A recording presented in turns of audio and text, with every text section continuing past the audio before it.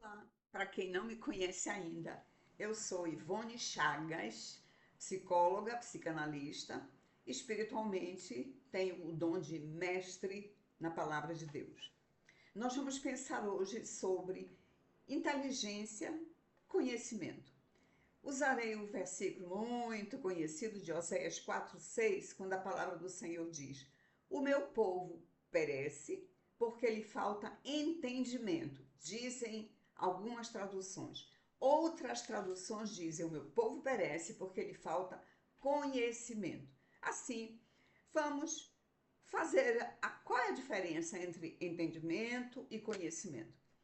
O entendimento tem a ver claramente com inteligência, é a minha capacidade de, como se fosse decodificar aquilo que eu estou vendo, lendo, aquilo que está diante de mim.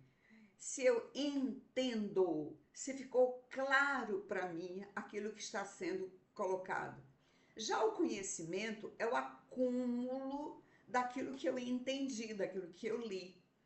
De maneira que, se a palavra for meu povo perece que falta entendimento, ela está dizendo claramente que nós não estamos decodificando com clareza aquilo que estamos lendo, principalmente a palavra. Eu não entendi direito. Já nas traduções que falam conhecimento, de qualquer maneira, ela tem implícita a ideia de entendimento. Por quê? Aquilo que eu conheci, aquilo que eu acumulei, é dado, ou são dados que eu entendi, absorvi, acumulei. Assim, nós vamos pensar nesse entendimento, que é uma das facetas da nossa razão, uma das partes da nossa mente, razão, raciocínio, inteligência. E vamos pensar o que é inteligência. É de fato essa capacidade mental para que eu possa, diante de algum elemento, eu aprender, eu decodificar, eu raciocinar. A inteligência, ela é medida desde 1905, vou pescar o nome dele, que é Alfred Binet, foi o, o cientista que, percebendo que havia crianças com déficits cognitivos, então ele elaborou um modo de se avaliar para se entender qual era o quociente intelectual daquelas crianças. Daí chamado QI, que é o quociente intelectual ou de inteligência, e até hoje se usa esse QI. Existe um chamado efeito Flynn, desculpem, efeito Flynn, Flnn. Esse é um instrumento que tem percebido, na utilização dele, se tem percebido que ao longo das décadas, com o passar das gerações, esse quociente intelectual ia crescendo de pai para filho, aí o filho, que agora é neto, sempre estava havendo um aumento neste efeito Flynn. Acontece que na nossa geração da atualidade se tem visto uma regressão, de modo que já se tem dito que esta é a geração onde as pessoas estão com quociente intelectual menor do que os seus pais, que é um dado interessantíssimo, porque nunca foi assim. E os profissionais que estão estudando o decréscimo, né, neste efeito Flynn, eles têm colocado três elementos principais para que haja esse decréscimo. Um deles é o uso indiscriminado de telas. Então, o uso continuado, o uso exagerado de telas, porque durante o uso de telas, o foco profundo ele é inexistente. A pessoa fica passando, rolando coisas e mais coisas. Ela não precisa ter muita atenção. a memória dela não é requisitada. Ela simplesmente vai passando ou de uma notícia para outra, de uma tela para outra, de um videozinho engraçado para outro vídeo engraçado. Ela não está estudando, ela não tem o foco da sua atenção naqueles diversos vídeos que ela está assistindo. Um outro elemento fundamental para este QI estar decrescendo é o hábito da leitura sendo reduzido e algumas pessoas estão quase não lendo livros. O que é um livro? Um livro é uma ideia que ela vai sendo desenvolvida e aprofundada, é uma mesma ideia. Diferentemente de rolar vídeos, uma hora eu olho um cachorrinho bonitinho, outra hora eu sei que teve um feminicídio, outra hora eu sei que tem roupas de tal modelo. Então não há aprofundamento em nada do que eu estou vendo nestes vídeos. Já um livro, ele normalmente tem que aprofundar a ideia, mesmo que seja um livro pequeno. E além das pessoas não estarem lendo, elas estão fugindo de textos longos. E aí os livros, como por exemplo a Bíblia tem textos muito longos. E sendo a pessoa se deixando estar mais atraída por textos curtíssimos que não aprofundam nada, então, obviamente, o seu QI vai estar reduzindo. Outro fator para esse QI estando reduzido é o estilo de vida. Bem, o cérebro necessita de mais de sono. É no sono que o nosso cérebro é literalmente lavado do que é elementos que não precisam ser retidos, e nas alterações do sono nós perdemos muito do que seria como alimento para o nosso cérebro. Aí eu particularmente coloco duas outras razões para esse déficit cognitivo. Uma que eu observo é responder qualquer coisa com figurinhas apenas. Observe que eu não digo responder com figurinhas, eu digo apenas. Porque se você responder com as suas ideias, com as suas palavras, e você acrescentar uma figurinha, você enfeita o texto, você dá uma intensidade maior, porque às vezes você disse uma coisa, digamos, muito forte, aí você bota uma carinha com expressão de forte. Então é como se você acrescentasse algo. Porém, se você responde apenas com figurinha, você não exercita nada da sua ideia. Você não precisa pensar em concatenação de ideias. Você não precisa dar justificativas para a sua ideia. Você apenas clica lá numa figurinha.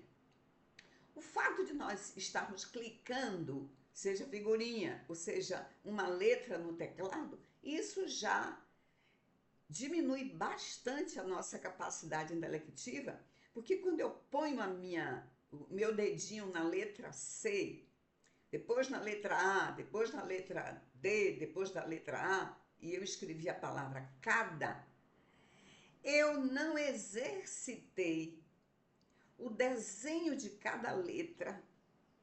A letra C, ela tem uma concavidade, a letra A tem concavidade, mas tem uma perninha. Então, esse movimento da minha mão para desenhar a letra vai requisitar áreas do meu cérebro, da motricidade do meu cérebro, que é muito diferente de quando eu clico em cada tecla, parece o bico da galinha comendo milho. Tum, tum, tum, tum. Só é um movimento apenas diferentemente da escrita. Por isso, eu gosto muito de escrita, eu escrevo demais. Aqui são as minhas pescas. Eu sempre falo com pescas porque eu gosto de ter início, meio e fim. E para que eu não me perca nisso, eu gosto das minhas pescas. Só que as minhas pescas, olha, elas não apenas vão me dar a direção de início, meio e fim, das ideias que eu já pensei, elas também me proporcionaram, porque eu usei caneta e papel, então eu tive que pensar, mas também desenhar cada letra, tive que passar de uma linha para outra, e isso tudo é exercício mental que nós vamos fazendo e que o maravilhoso computador que agiliza tudo, mas por outro lado, eu posso, se eu só uso o computador, eu estou roubando de mim um outro modo de, usando a minha capacidade intelectiva, fazer com que o meu QI, por exemplo, não diminua. Assim, eu digo, além daqueles 3 elementos, não responda apenas com figurinhas e também não use o que eu vou dizer agora para vocês e que eu proíbo os meus alunos. Todo meu aluno já sabe que não funciona para mim se ele vai responder algo e alguém já respondeu antes dele. Não aceito que ele diga, minha resposta é igual a dele. Não, isso não aceito. Você tem que dizer a sua própria resposta, mesmo que seja igual a dele. Porque aí você vai ter que se utilizar do seu próprio raciocínio. E você ainda pode tentar, para não ficar exatamente igual a do outro, tentar diferenças. E olha, nós podemos, utilizando a nossa inteligência, fazer frases que aparentemente pode parecer que não mudou nada, mas mudou porque você teve que usar o raciocínio. Por exemplo, se você disser com resposta à pergunta, domingo você foi à igreja? E se a pessoa disser, fui, a sua resposta pode ser sim. Olha, fui, usou o verbo. Quando você diz sim, você não usou o verbo. E se tiver uma terceira pessoa que também foi à igreja para responder, ela pode responder assim: eu fui domingo à igreja. Terceira resposta. E se tiver um quarto, um quinto aluno, e que eu, como professora, não vou aceitar que as respostas já dadas sejam repetidas por ele. Então, ele vai ter que refletir, que procurar na cabeça dele um modo. Então, você foi domingo à igreja, ele vai ter que parar, olha aqui, porque ele está lembrando das perguntas mais simples que foram as iniciais. Fui, sim. O outro disse, domingo eu fui para a igreja. A outra pessoa poderá dizer, diante da sua pergunta, o que eu tenho para lhe dizer é que eu estive lá na minha igreja no domingo, dia tal. Então, 4 pessoas podem responder à mesma pergunta de modo diferente, exercitando o próprio pensamento, a própria inteligência, o próprio entendimento, sem ficar copiando respostas já ditas, porque isso impede o exercício dos seus neurônios. Assim, nada de usar figurinhas apenas para responder. Assim também, nada de usar deste subterfúgio, deste elemento que lhe, aqui para nós, lhe deixa menos inteligente. Para que dizer? Tudo que eu queria dizer, ele já disse. Não, queridos, você é uma pessoa. A sua impressão digital no meio de bilhões de pessoas é diferente. Então, o Criador está nos dizendo, com estas impressões digitais diferentes, ele está dizendo, você é único, de modo que também as suas respostas para uma mesma pergunta devem ter a sua unicidade. Voltando ao texto, o meu povo perece porque lhe falta entendimento ou conhecimento. Assim Deus está dizendo, olha, não entender, não conhecer é fator de perecer. E vamos retirar a ideia de que perecer é só a nível espiritual, eterno, de inferno, não. Eu pereço nas mais diversas áreas da minha vida. Assim como a inteligência abrange diversas áreas, hoje nós já falamos de múltiplas inteligências. Assim existe inteligência lógico-matemática, são pessoas que têm inteligência mais elevada nessa área, elas têm uma facilidade com números. Arquitetos, engenheiros, professores de matemática, professores de física. Mas essas mesmas pessoas podem não ter um QI elevado na área de música, porque existe a inteligência musical, existe a inteligência ligada às letras, à escrita, essa é a minha principal. Assim, do mesmo jeito que Deus deu múltiplas inteligências, nos deu múltiplas capacidades para pensarmos, para, olhando uma realidade, nós termos o nosso modo de refletir. Para nos ajudar neste aspecto de não caminhar pelo decréscimo de QI, existe uma ferramenta que é a ferramenta chamada os 5 porquês. Quando eu era criança, quando eu era adolescente, os nossos professores não nos deixavam responder algo sem explicar. E no momento em que nós explicamos, nós temos que usar mais os nossos neurônios, temos que requisitar muito mais elementos do nosso cérebro. Então as professoras diziam assim, por exemplo, na volta das férias, como foram as suas férias? Aí vinha logo a sequência e dizia, explique sua resposta. Então, nada de dizer minhas férias foram boas. Não, a professora dizia, boas por quê? Explique. Porque o boas, a palavra boas aí no plural, ela é abrangente demais, ela não diz nada. Ela quer dizer tudo, mas ela não diz nada. Porque boas podem ser boas porque eu dormi muito, boas porque eu passei muito, boas porque eu conheci pessoas novas, boas porque eu fui em outros lugares que eu queria. Então, o boas, ele inclui uma diversidade, uma gama muito abrangente de ideias que são muito particularizadas. E esta particularidade, só quem me permite é o porquê. Minhas férias foram boas porque...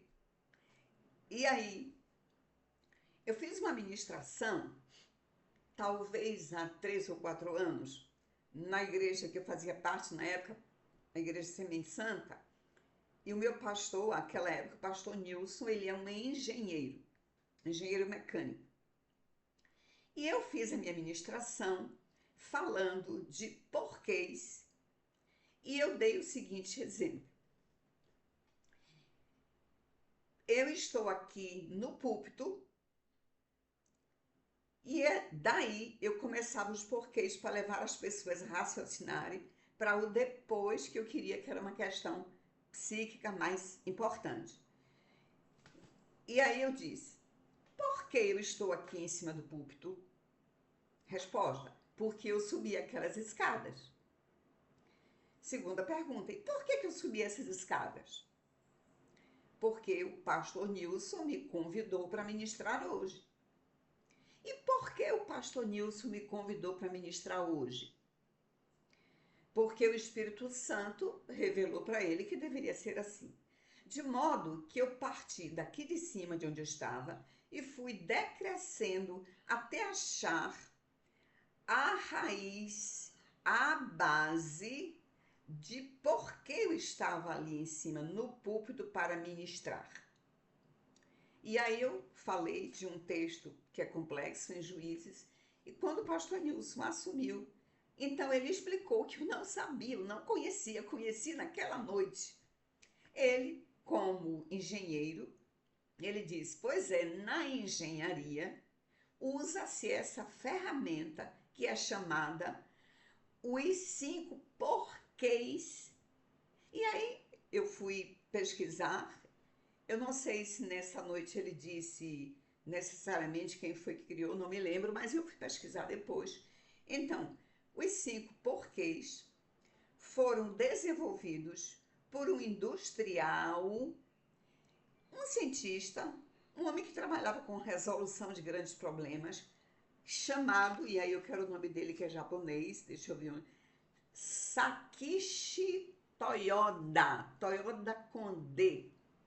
Ele criou esses 5 porquês, que é utilizado até hoje nas empresas. E aí, a palavra Toyota, que é o nome dele, nos lembra Toyota, e na Toyota se usa bastante estes 5 porquês, que ajudam bastante a você com as perguntas e decrescendo até chegar à razão principal daquele problema. E aí vai facilitar muito mais que se encontre a solução. Assim agora eu criei um problema simples que pode acontecer na casa de todo mundo e nós vamos exercitar como se utilizar desta ferramenta que a engenharia mecânica se utiliza dela, os 5 porquês, e nós poderemos usar. Eu já utilizava sem saber que existia. Assim, temos um problema. O feijão queimou. Isso é um problema da casa de qualquer pessoa, ou do arroz que queimou. Primeira pergunta. Por que o feijão queimou? E eu fui alencando aqui algumas respostas, você pode achar as suas. Eu coloquei porque o feijão ficou muito tempo no fogo ligado.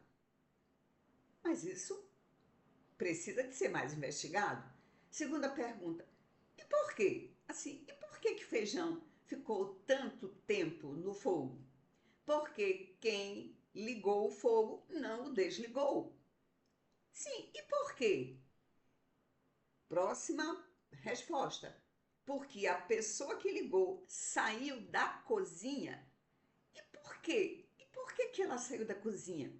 Porque ela foi ao banheiro. E por que ela foi ao banheiro? Porque ela teve uma urgência. Aí, com base nessas diversas perguntas e respostas, achando o final bem, o feijão queimou porque a pessoa que o colocou para cozinhar foi ao banheiro. Então, daí se acha respostas com mais clareza assim. Então, pode ser uma grande ajuda quando alguém que estiver cozinhando, se precisa ir numa emergência, ela deve, por exemplo, desligar o fogão. Já ajuda. Ou, se tiver outra pessoa na casa, quando a pessoa vai ao banheiro por emergência, ela chama, fulano, fique de olho no feijão, porque eu vou me ausentar. É assim que se encontra soluções para problemas. E aqui nós estamos diante de um problema pequeno. Vamos imaginar que a Toyota usa para problemas sérios de motores. Vamos agora para um assunto que é muito nosso em relação ao meu povo, parece que ele falta entendimento. Vamos pensar em entendimento em relação à Bíblia. Um problema é, eu não estou meditando na palavra diariamente como Deus manda. Esse é o problema. Primeira pergunta. Por que você não está meditando diariamente? E aí você pode ser bastante honesto, senão não resolve a sua pesquisa, né? A primeira resposta é porque eu não tenho vontade. perdi a vontade de ler a Bíblia e de meditar na Bíblia. Aí a próxima pergunta é: e por quê? Por que você não tem mais vontade? E a pessoa responde: eu não sei, não sei por quê. A próxima pergunta é: por que você não sabe? E aí isso eu lhe digo como psicóloga, essa pergunta é muitíssimo importante assim. Por que você não sabe algo que acontece dentro de você? Isso é importantíssimo. Aí a próxima resposta pode ser: porque eu não estou muito interessada. Perdi o interesse de ler a Bíblia. E por que você não está muito interessada? Aí você vai vendo que as outras perguntas vão fazendo a pessoa mergulhar. Mergulhar naquilo que inicialmente parecia uma resposta que respondia tudo, na verdade sem responder nada, que é assim: é porque eu não tenho vontade. Sim, mas isso é estranho, não ter vontade de ler, principalmente um crente não ter vontade de meditar nas escrituras. Então não é apenas porque não tem vontade, vamos mergulhando para achar onde está de fato a falta de vontade. E a última resposta que eu dei é porque eu não tenho dado prioridade a esta meditação. E aí, você então, se quiser, ou se você quiser, você pode parar aí. Se você quiser ir aprofundando mais, você pode perguntar: mas e por que é mesmo que eu não tenho mais a Bíblia como prioridade para eu meditar? Aí eu posso encontrar como resposta: porque eu tenho colocado outras coisas, outros interesses na frente da meditação. E eu quero dizer para você que me ouve que este exercício, você pode usá-lo, esse exercício especificamente, estou falando agora sobre meditação da Bíblia.